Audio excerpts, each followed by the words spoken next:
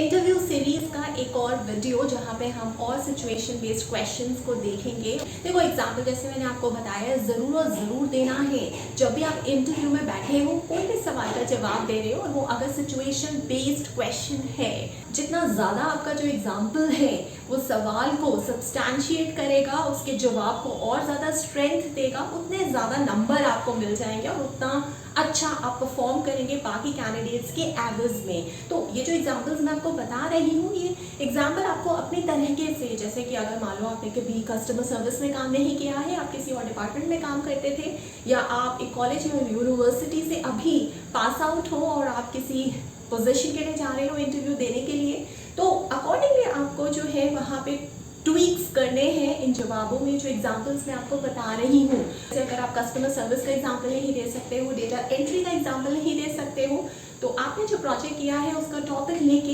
इस तरह से इसी सिचुएशन वीव अराउंड कर लीजिए जैसे मैंने अपने एग्जांपल्स में बनाई है। तो काफ़ी हद तक आप अपने जवाबों को मेरे हिसाब से कस्टमाइज कर पाएंगे इंटरव्यूज में। आज एक और सवाल हम देखते हैं जो एक सिचुएशन बेस्ड क्वेश्चन है जो इंटरव्यूज में पूछा जाता है। चाहे आप किसी भी इंटरव्यू में बैठे हैं, दुनिया का कोई भी इंटरव्यू हो सकता है, और सवाल है कि इस बार आपकी कोई गलती नहीं हुई है प्रोजेक्ट में, बल्कि आपके कॉलीग से ये जो है वो गलती हुई है जो आपके साथ प्रोजेक्ट में मिलकर काम कर रहा है। तो आप इस सिचुएशन में क्या करेंगे, किस तरह से इस सिचुएशन को हैंडल करेंगे, ये सवाल है जो इंटरव्यूअर आपसे पूछ रहा है। अब पहले वो जवाब देख लेते हैं जो गलत है, जो कि ठीक है, अगर मुझे ये पता चलता है कि मेरे किसी कॉलीग की या मेरे टीममेट की गलती है उस प्रोजेक्ट में जिसमें हम मिलके साथ में काम कर रहे हैं, तो मुझे बहुत बुरा लगेगा और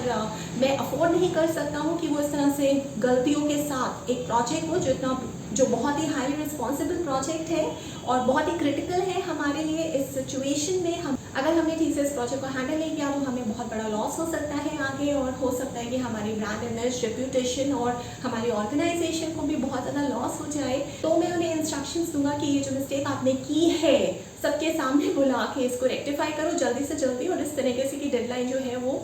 कहीं स्किप ना हो जाए। उनको वार्निंग दे दूंगा और ये देखूंगा कि क्या इस बंदे से जो मिस्टेक है वो पहली बार हो रही है, दूसरी बार हो रही है, तीसरी बार हो रही है, और अगर ये रिपीटेटिव हो रही है तो मैं उनको फायर कर दूंगा। ये सरासर गलत जवाब है। इस तरीके का कोई भी जवाब जहां आपने उस सिचुएशन को सुलझाया नहीं, आपने मुझे एक प्रॉब्लम है उस सिचुएशन में, उसको सुलझाने के लिए कोई एफर्ट नहीं किया, बल्कि ये सारे जो जवाब हैं वो ये हाईलाइट करते हैं कि आपने उस सिचुएशन में जो प्रॉब्लम है ना, उसमें जितनी भी गड़बड़ियाँ हो रही हैं या जो नेगेटिव चीज़ हो रही है, आप उसी को बार बार फोकस करके उसको और बड़ा बना रहे हो,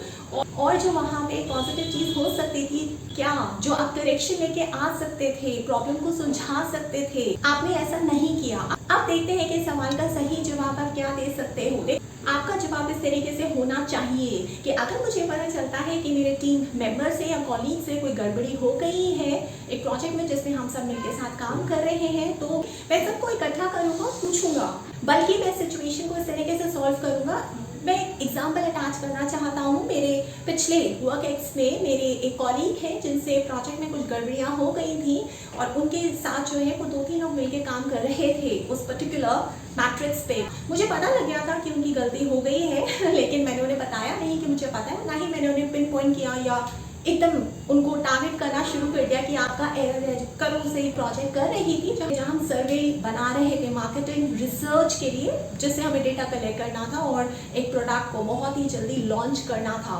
अब हुआ ये कि जो हमारे सर्वेस थे, जैसे सबसे पहला सर्वे जो फ्लोट होना था, कस्टमर्स के पास जाना था उनके रिस्पॉन्सेज को कलेक्ट करने के लिए, पहले सर्वे के बाद कुछ और फॉलो अप सर्वेस जाने थे, यानी कि 2-3 सर्वेस और पहले सर्वे के बाद जाने थे कस्टमर्स के पास। होना ये था कि हमें 3 सर्वेस कस्टमर्स के पास कुछ समय के गैप पे भेजने थे ताकि वो उनको भरे और हमें पता चले हमारा जो प्रोडक्ट है लॉन्च होने वाला है उसके बारे में कुछ हमें फीडबैक्स चाहिए थे। अब बाई चांस गड़बड़ी क्या हो गई थी कि ये जो 3 सर्वेस थे, पहला ओरिजिनल सर्वे और बाकी 2 जो फॉलो अप सर्वेस थे,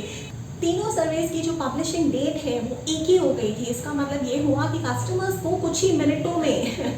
ओरिजिनल सर्वे और फॉलो अप सर्वेस जो है, मतलब तीनों सर्वेस एक साथ मिल जाएंगे, जबकि उनका जो गैप है वो तकरीबन 1-1 महीने का होना चाहिए। जैसे ही मुझे ये पता चला, मैं अब मैंने उन कॉलीग से जिन्होंने गलती की थी उसे कहा कि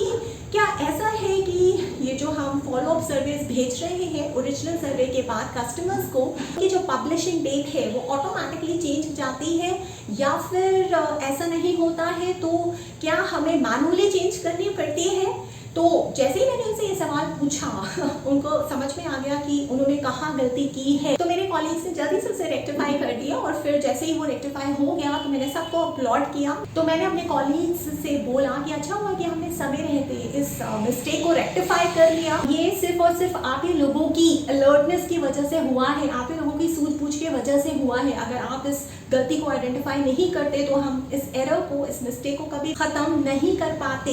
और अब हम एक काम करते हैं, एक लिस्ट बनाते हैं कि किस किस तरह के और एरर्स इसके अलावा हमारे इस प्रोजेक्ट में हो सकते हैं और अभी तक हुए हैं, और आगे आने वाले सिमिलर प्रोजेक्ट्स में हम इस मिस्टेक को दोबारा से रिपीट ना करें। तो इस तरीके से मैंने उन्हें पिन पॉइंट भी नहीं किया, मैंने उन्हें कोई इस तरीके का फीडबैक भी नहीं दिया। प्रॉब्लम भी सुलझ गई, जो आउटकम होना चाहिए था बढ़िया सक्सेसफुल, जिससे किसी को भी इनकन्वीनियंस ना हो। हमारी टीम में शायद क्लैशेस हो जाते हैं अगर मैं उन्हें पिन पॉइंट करता, तो कहीं कहीं आपको डिप्लोमेसी से भी किसी प्रॉब्लम का या किसी सिचुएशन का हल ढूंढना पड़ता है। देखो इस तरीके से अगर आप किसी भी सिचुएशन को एनालाइज करोगे, सबसे पहले आइडेंटिफाई करो, उसके बाद उसको एनालाइज करो और तीसरे स्टेप पे वो जो सिचुएशन आपने आइडेंटिफाई करके एनालाइज की है उसको सॉल्व कर दो। और यही आपको हर इंटरव्यू में जिसमें आपको सिचुएशन बेस्ड क्वेश्चन पूछा जा रहा है, आपको इसी तरीके से इसको सीक्वेंस वाइज लेके जाना है, बताना है। और अगर आपको और डेप्थ में जानना है किसी भी टॉपिक के बारे में तो आओ मेरे साथ ऑनलाइन सेशन बुक करो, मुझे व्हाट्सएप करो अपना टॉपिक। मेरा फ़ोन नंबर है